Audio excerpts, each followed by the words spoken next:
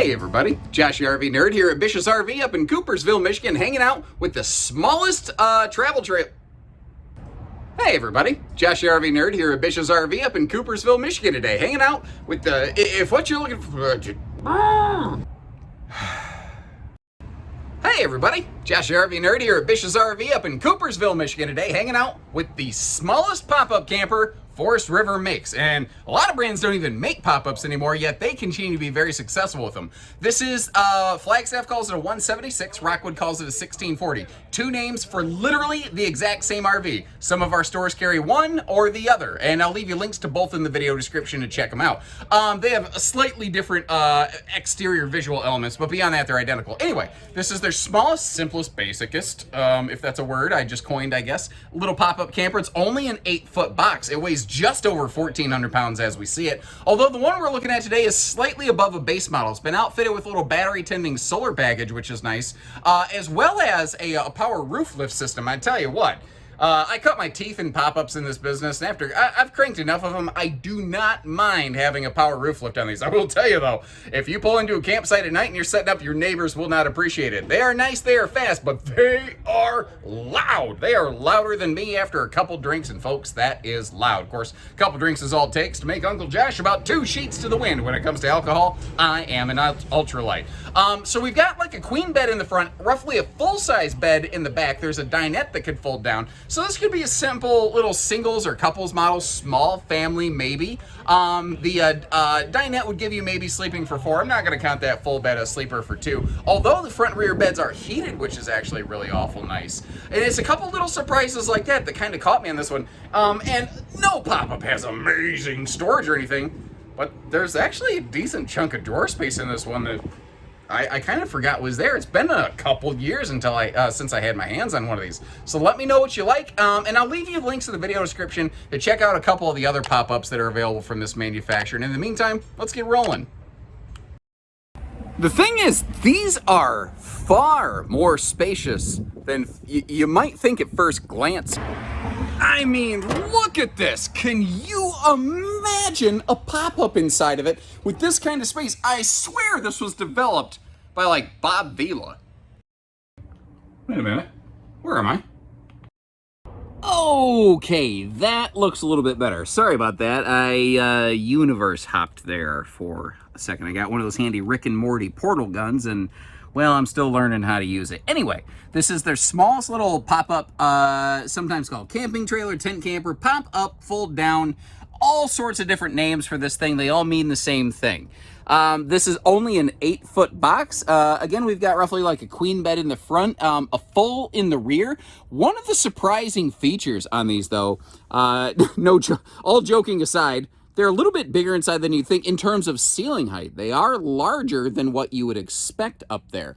Now, looking our way around here, they do their kitchen cooker setup a little bit differently in your Rockstaffs. That little 2-burner cooktop right there, it can be used inside or outside. So you see a little grill mount on the exterior. That's where that exact same thing would be located. And your propane hookup is actually right over there. Your cooking station is actually not over here, part of like your traditional kitchen sort of arrangement. Now down below that, we have ourselves our propane furnace. The fire extinguisher, although I will tell you folks, if there's a fire in this camper, just get out. You're right next to the door. Get your family, get your dog, get out. That's the best advice I think I can ever give you when it comes to a fire in an RV. And again, a couple little surprises here. How many single axle travel trailers have you seen me go through and review and tour? They have 0 drawers, and this has 2. Plus, just some handy general storage pockets. The one on the right-hand side, I think I'd use for like a wastebasket. And on the bottom, maybe that could be used to store away like pet food dishes when they're not being used. Power outlet right over there around the corner, just kind of hiding. Now, when this folds down, the big one-piece entry door, we'll talk more about that outside, it won't fit. It actually slides up and stores against the ceiling when you're traveling. So that right there is your little partial traveling door to close this thing off. Over here on the dinette, the cooktop that we saw, it actually has a little traveling mount down there under the dinette so it doesn't jiggle bang all over the place and either bash into your cabinetry or scratch up the floor or whatever have you there. A lot of your electronical stuff over here, like your water pump switch is right here, carbon monoxide detector, household and USB outlets as well. And this can fold down into, what are these? They're like a 5-foot long sleeper, and I don't think you're gonna get 2 people on them. I call it a single sleeper, and good for big dogs and small kids. Now, flipping back around the other way, from the back to the front now, one of the things that's less obvious when I just do a quick video like this is, like, you see how you've got these big windows. That's cool. Now, those can zip down to allow for airflow. So can that panel. So can every panel. One of the really interesting things about a pop-up camper is that they can have essentially 360-degree viewing and, like, everywhere airflow, which can be really handy. Now, you might have noticed, too, we do have privacy curtains for the beds. I wish more travel trailers would use what they're using here. You see how that curtain has that mesh top so that the airflow can actually cycle through? That is brilliant. And it's frustrating to me that travel trailers just use a curtain. Obviously the technology exists. I don't know what kind of scientists we had to pay to make that, but obviously it wasn't that complicated. Now, that big cabinet right there, that is intended to be potentially porta-potty storage, because this is a non-bathroom model. So there's a lot of people like, man, I don't want a camper with a bathroom. I don't want to have to deal with the holding tanks or anything. And on that note, this RV does have a freshwater holding tank, but that's it. It does not have a black because it has no bathroom, and it actually has no gray. And you're like, what do you mean? I see a sink right here. Actually, that sink just directly pipes out of the RV. Basically, there's just a direct drain outside. You're going to want to get one of those handy little portable tote tanks. And my fat butt just hit the door handle and opened it up, and I about went backwards ace over tea kettle. Now, anybody ride the school bus as a kid? You remember those windows that you'd pinch the tabs and it'd hurt your fingers and you had to fight them up and down a little bit? Well, that was just training for what's to come. It's not actually that bad, though. Basically, you just got these little finger tabs, and you can slide these panels up and down, and there's a couple little catch points. So if you want to get some airflow coming in, if you want to be able to peek out and see who's knocking at your door, you can do that. Or let's say you've got a little in the camper. The bottom section slides up as well. So, like, I guess maybe you can't see that on screen. Hold on. You can keep an eye on your dog, on the baby, on whatever. You can have a little bottom or top view, or you could split the difference a little bit to maybe allow for a little bit of cyclical airflow. But once again, you effectively have 360 degrees of airflow coming all the way around you. But it's that extra information I like to give you. One thing I'll tell you, if you're a light sleeper, you don't want to get a pop-up. You also probably don't want to get a hybrid camper. You're probably going to want to find something with fully enclosed hard sides. Hopefully your vehicle can tow that, because there's effectively nothing between you and Mother Nature and everybody else but a fancy fabric space sheet. Yeah, that's actually a pretty good description. Now, again, we're looking at their smallest, simplest series. The one right next to it here is a 10-foot box. They make some 12-foot boxes, some with slides, and they also make big, full-size, high-wall pop-ups. So, kind of whatever you're looking for, we're going to have it. These are only about 7 foot wide in the body as well. What's really nice about that, like, let's say you've just got like a tow package minivan or something like, are there tow package minivan? Anyway, a V6 minivan with like a 3,600 pound rating or something like that. This is something that you could tow within your safe ratings. There's a lot of people who are, trying to find some kind of camper without buying a new vehicle. These are sometimes things that can work out for you. Now, as I mentioned earlier, there is a optional roof solar panel in play and charge controller on this one. But no matter what, you'll always have that little plug there for the portable panels. Again, very handy if you want to park in the shade. This one outfitted with that power roof lift, doing all the heavy lifting for us, which is real awful nice. That's one of those things that it costs a couple bucks.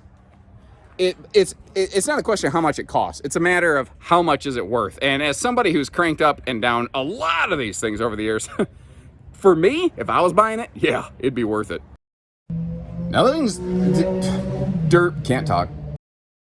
Now this thing's parked in kind of a funny position between like right next to the building here. Like it's pinched off where I can't really get to it with the camera easily. So I have flipped over to like ultra wide angle fisheye lens mode. You might notice the RV looks a little skewed. I don't do that a lot. I like to let you know when I have flipped over that, just to kind of let you know. But I think as long as I stay pretty much square on with this thing, it'll look virtually normal.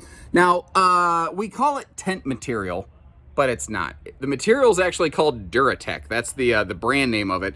And it has, basically, the material itself is waterproof. Now, I'm not saying the camper is waterproof. You got to remember there's a lot of different seams. It's also sectionalized, which is very, very cool. So, God forbid, neighbor Johnny throws a stick between this big campsite or window over here, not between, but through it. Well, you can get just that portion replaced if need be. Now notice you do have that little pop-up style bag awning, and we have a one-piece easy entry door. I tell you what, those are so much easier to deal with than the two-piece doors. That two-piece and a biscuit door, when you're walking in from outside, it seems fine because the door handle's down here. But when you're walking out of the camper, if you're bigger, taller like me, it means that the door handle is like below your kneecap. Well, if you're trying to carry something out, like if you got, I don't know, some burgers, some brats or something like that, you're heading out to the campfire to do some cooking, it kind of sucks having to bend over and risk dropping everything. And I'm just the kind of stupid klutz, I could ruin dinner.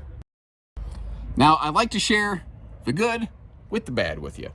It's cool that these have these rear stabilizer jacks, but if you're noticing, they do not have front stabilizer jacks on these little basic series pop-ups.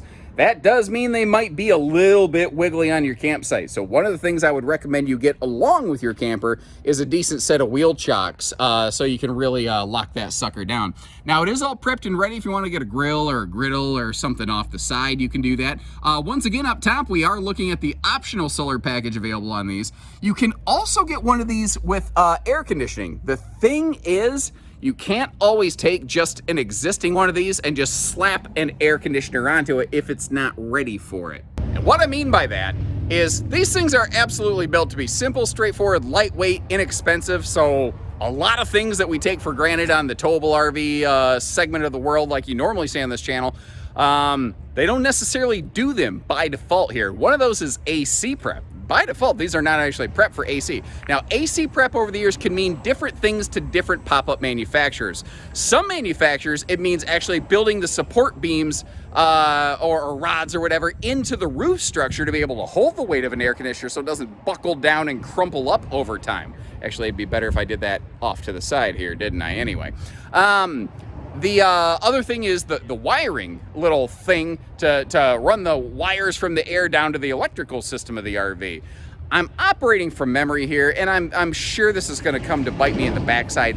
I think the roof of these is structured to be able to accept an air conditioner, and I think what you need to get is like the little wiring loom bundle. I could be very, very wrong on that though. Please don't take that for gospel. I guess what I should have said right from the start is if you're curious about adding air to one of these that doesn't already have it, if it's not already factory installed, contact the local team members at any of our Bish's locations that have one of these and say, hey, can you or your service department or whoever check what would it take to throw an air conditioner on this one? Is it possible without jury rigging and hillbilly hammering something? So remember, if what you're looking for, you want something just a little bit bigger, a little more equipped, or you want all the way big. Around the corner here, I've got an example of one of the big high wall pop-ups, which is like a full travel trailer that folds down into just like a giant suitcase, for lack of a better explanation, basically. And that's the thing. A lot of brands quit making pop-ups. Rockstaff, Flagwood, whatever you want to call them, they are currently, by far, the dominant. The technical class of this is called a folding camping trailer. The number one builder of that in terms of volume out there. And I don't see that changing anytime soon. If you like what you see, you want to learn a little more, check those links in the video description. And if you appreciate how we show you the ups and the downs and the in-betweens, hit that subscribe button. And until next time, everybody, take care, stay safe, have fun. Happy camping, everyone.